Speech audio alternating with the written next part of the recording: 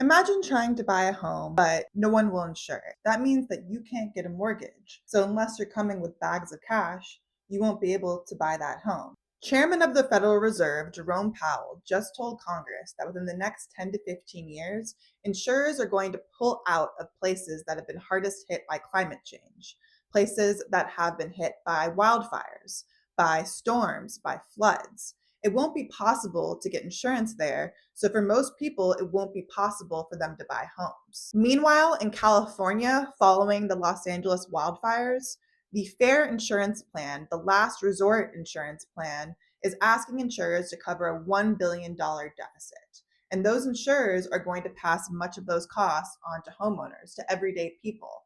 This will inevitably make it more expensive to live in California because homeowners will be paying more in insurance, but property managers will too, and they're going to pass some of that on to renters. California is already dealing with an affordability crisis when it comes to housing, especially in the most desirable areas along the California coast. This has pushed people into the inland areas where there's even higher wildfire risk. But if Chairman Jerome Powell is right that those places aren't going to be insurable in the future, living there won't even be an option.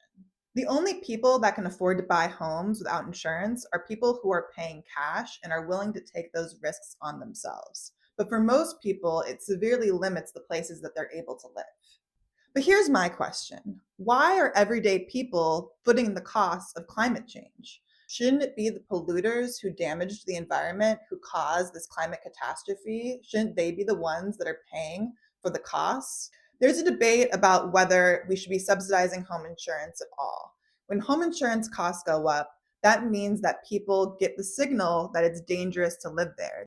Without that signal, people will continue to move into these climate risky areas, and that's going to end up costing us even more down the line. We've seen in the most recent wildfires just how costly and devastating wildfires can be. So, if we can avoid building in areas that are going to be hit, that can help us reduce costs. But at the same time, these fires are going to keep happening, these floods are going to keep happening, and there are people living there right now who need help.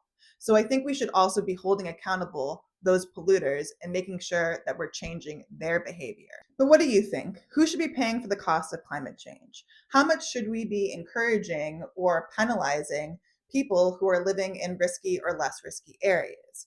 And how much should we be penalizing those polluters and making sure that they're the ones paying for the costs that they have caused? Let me know in the comments.